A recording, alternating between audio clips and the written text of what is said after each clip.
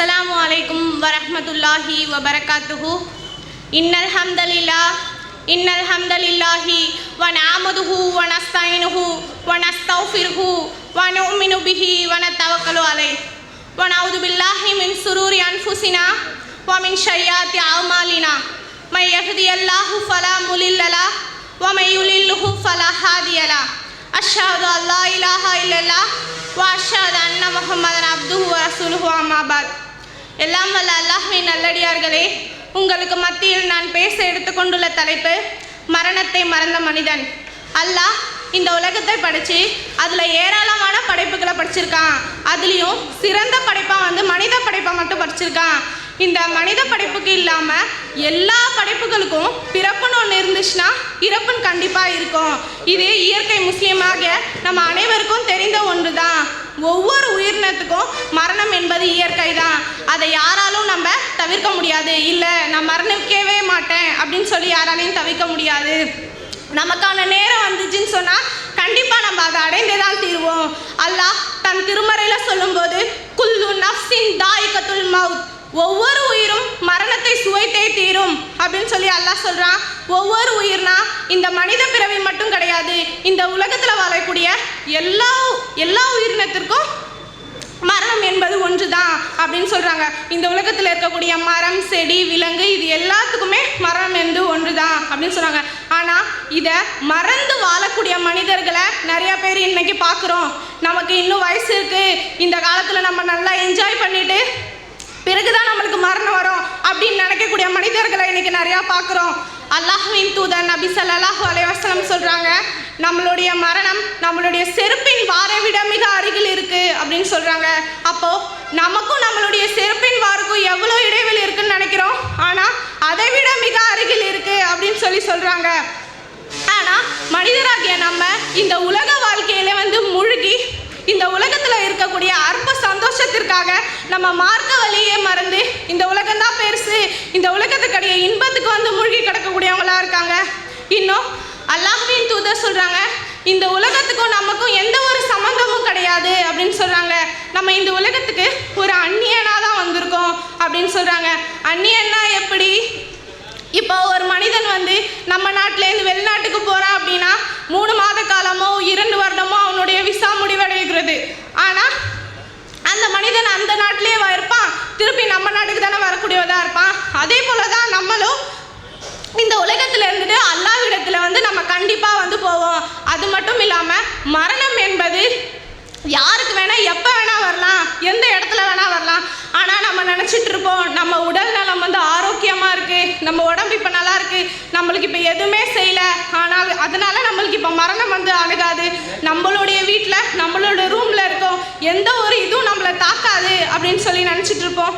அல்லாஹ் தன் திருமலையை சொல்லும்போது 4வது அத்தியாயத்தில் 78வது வசனத்தில் சொல்கிறான், ஐனமா தகூனு யுத்ரிகுமுல் மௌத்து வலவ் குன்தும் ஃபீ புரூஜில் முஸய்யரத்தின், நீங்கள் எங்கிருந்த போதிலும் உங்களை மரணம் அடைந்தே தீரும், நீங்கள் பலமான உயர்ந்த கோட்டை கொத்தளத்தின் மீது இருந்தாலும் சரியே அப்படின்னு சொல்கிறாங்க.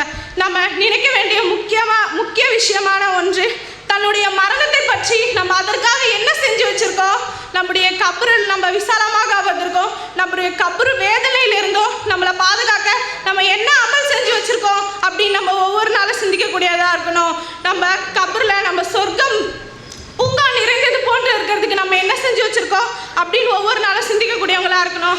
அல்லாஹ் மரணத்தை மறந்தவங்களை பற்றி ரசூலுல்லாஹ் நோக்கி ஒரு வசனம் இருக்கிறான். 68வது அத்தியாயத்தில் 8வது வசனத்தில் சொல்கிறான், குல் இன்னல் மௌத்தல்லதி தஃபிர்ரூன மின்ஹு ஃபஇன்னஹு முலாகீக்கும். ரசூலுல்லாஹ் அல்லாஹ்வின் தூதரே நீங்கள் சொல்லுங்க, வெறுண்டோடும் மரணம் உங்களை நிச்சயமாக பிடித்து கொள்ளும். எந்த மரணத்தை பார்த்து நீங்கள் பயந்து ஓடுகிறீர்களோ, எந்த மரணத்தை பார்த்து நீங்கள் வெறுண்டு ஓடுகிறீர்களோ அந்த மரணம் நிச்சயமாக உங்களை சந்தித்தே தீரும் அப்படின்னு சொல்கிறாங்க. ஆனால் அதை பற்றி நம்ம சிந்திக்காம இந்த உலக வாழ்க்கையிலே தான் மூழ்கி கிடக்கக்கூடியவங்களா இருக்கோம். மரணத்திற்கு முன்பாக நம்மளுடைய சக்கராத்து நம்ம இலகுவாக ஆவதற்கு நம்ம என்ன அமல் செஞ்சு வச்சுருக்கோம், நம்மளுடைய அந்த தருவாயில் அல்லாஹ்வை நினைவுபடுத்துவதற்காக நம்ம என்ன அமல் செஞ்சு வச்சுருக்கோம் அப்படின்னு நம்ம நினைக்கக்கூடியவங்களா இருக்கணும். ஆனால் நம்ம எத்தகைய மறதியில் இருக்கிறோன்றதை நம்மளே நம்மளை கேள்வி கேட்டுக்கணும். இன்னும் நம்ம அந்த மரணத்தை நம்ம மறந்தாலும் அந்த மரணம் வந்து நம்மளை மறக்காது.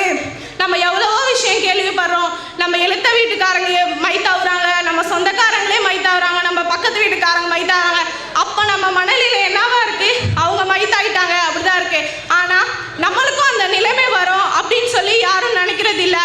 அல்லாஹ்வின் தூதர் நபி ஸல்லல்லாஹு அலைஹி வஸல்லம் அவங்க சொல்றாங்க, தப்ரானில் 1132வது ஹதீஸ்ல இடம்பெற்றிருக்கு, மறுமை அடையாளங்களில் ஒன்று திடீர் மரணம் வந்து அதிகமாயிடும் அப்படின்னு சொல்றாங்க. நம்ம நேத்திக்கு கூட ஒரு சம்பவம் கேள்விப்பட்டிருப்போம். சென்னையிலேருந்து தன்னுடைய கணவரை வந்து வெளிநாட்டுக்கு அனுப்பிட்டு அவங்களோட மனைவியும் குழந்தையும் அவங்க வீட்டுக்கு செல்லும்போது அந்த ஓட்டுநரோட கவனக்குறைவால் அவங்க அந்த ஆக்சிடெண்ட் ஆகி அவங்க மனைவியும் அவங்க பையனும் இறந்துடுறாங்க. அப்போ அவங்க நினச்சிருப்பாங்களா, நம்மளுடைய கணவனை அனுப்பிச்சி விட்டு நம்ம வீட்டுக்கு போகிறோம்னு தானே நினச்சிருப்பாங்க. அவங்க அப்போ வந்து நம்மளுக்கு மரணம் வரும்னு நினச்சிருப்பாங்களா?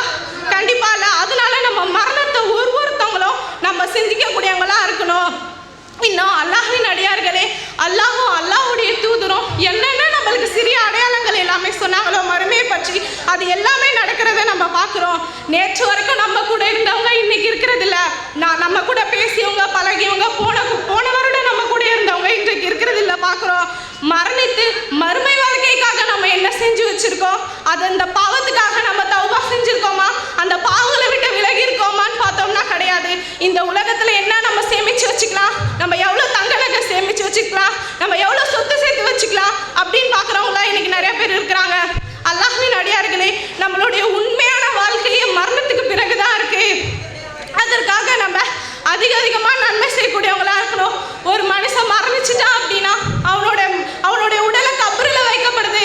கபரில் வைக்கப்பட்டு அவனுக்கான கேள்வி கணக்கு அங்கே கேட்கப்படுது. அந்த கேள்வி கணக்கு மூலியமாக தான் அவன் சொர்க்கம் நரகமே அவனுக்கு நிர்ணயிக்கப்படுது அப்படின்னு அது சொல்றாங்க.